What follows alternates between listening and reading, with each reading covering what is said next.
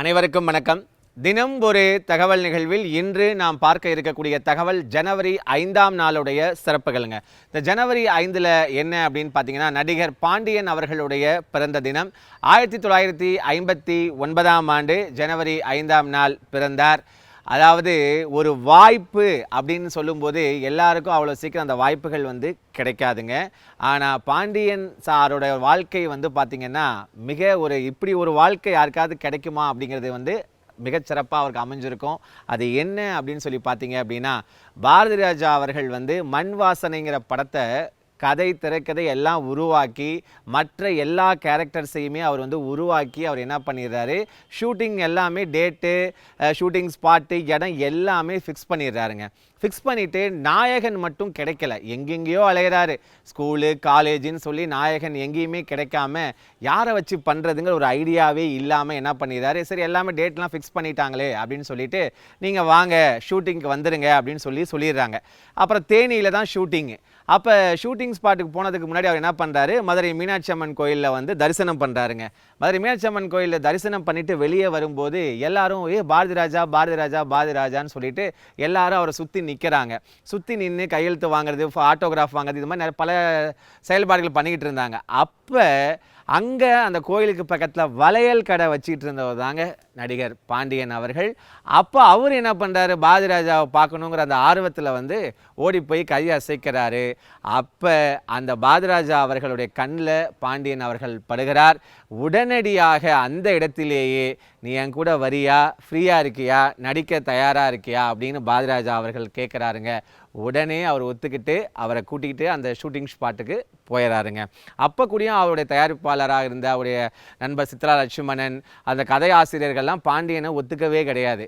இவரெல்லாம் வச்சு படம் எடுக்க வேண்டாம் என்று சொல்கிறார்கள். ஆனால் இவர் அந்த மதுரை பாஷை, அந்த நடிப்பு இதெல்லாம் சிறப்பாக பண்ணி காட்டுறாருங்க.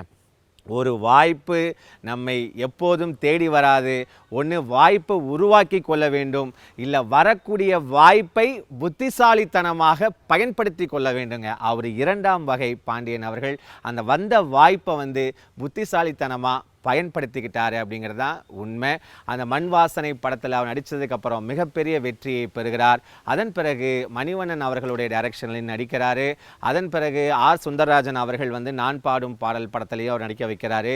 அது மட்டும் இல்லை, பாக்கியராஜனுடைய உதவி இயக்குனராக இருந்த பாண்டியராஜன் அவர்கள் கன்னிராசிங்கிற படத்தை பிரபு அவர்களை வச்சு இயக்கியிருப்பார். அதன் பிறகு ஆண் பாவங்கிற படத்தில் பாண்டியன் அவர்களை பயன்படுத்தியிருந்தார்.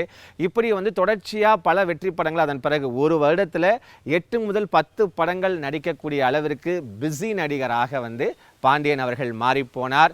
அதன் பிறகு புதுமை பெண் படத்தில் பார்த்தீங்க அப்படின்னா, பாரதிராஜா அவர்கள் ஒரு நகரத்து இளைஞனாக அவருடைய கதாபாத்திரத்தை அசத்தலாக கொடுத்திருப்பார். ஒரு கிராமத்து கதைக்கு ஒரு நாயகன் தேவை அப்படின்னு சொல்லும்போது பாண்டியன் அவர்களை தான் எல்லாருமே சூஸ் பண்ணாங்க. அப்போ பாண்டியனை சூஸ் பண்ணி போயிட்டு இருக்க காலகட்டத்தில் தான் ராமராஜன் அவர்கள் உள்ளே வந்துட்டார். அதன் பிறகு சில இடங்களில் அவருக்கு ஒரு தேக்கம் பிரேக் வந்தது. அப்போ தான் என்ன ஆகுதுன்னா, பாரதிராஜா அவர்கள் கிழக்கு சீமையிலேங்கிற படத்தை இயக்கிறார். அந்த படத்திற்கு ஒரு மைனர், அந்த வில்லத்தனமான கேரக்டரில் மிகச்சிறப்பான நடிப்பை நடிகர் பாண்டியன் அவர்கள் வெளிப்படுத்தி இருப்பாருங்க.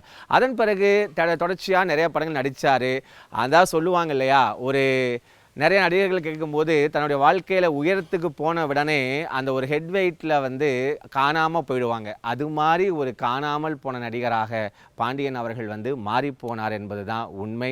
தன்னுடைய கெட்ட பழக்கங்களால், தன்னுடைய போதைக்கு இதெல்லாம் அடிமையாகி தன்னுடைய வாழ்க்கையே அவர் வீணடித்து கொண்டார். 49 வயதிலேயே தன்னுடைய இன்னுயிரை விட்டுவிட்டார் என்பது தான் ஒரு குறிப்பிடத்தக்க வேண்டிய செய்தியாகும். இது மட்டுமல்ல, இவர் அதன் பிறகு நிறைய சிட்டிசன் படத்தில் கூடிய அந்த ஃபாதரியார் கேரக்டரில் செம்மையாக நடிச்சிருப்பார். புதுசு கண்ணா புதுசுங்கிற படத்தில் தான் கடைசியாக ஒரு குணச்சித்திர கதாபாத்திரத்திலும் பாண்டியன் அவர்கள் நடித்திருந்தார். மனோபாலா அவர்கள் இவரை வைத்து அந்த இயக்கத்தில் வந்த ஊர்காவலன் படத்திலையும் ஒரு சிறப்பான தோட்டத்தில் நடிச்சிருப்பார். குரு சிஷ்யன் படத்திலையும் ஒரு நல்ல காட்சியில் பாண்டியன் அவர்கள் நடித்திருப்பாருங்க. இப்படிப்பட்ட புகழ்பெற்ற ஒரு நடிகராக விளங்கிய பாண்டியன் அவர்களுடைய பிறந்த தினம் இந்த ஜனவரி 5ஆம் நாள். மற்றொரு தகவலோடு உங்களை நான் சந்திக்கின்றேன். நன்றி, வணக்கம்.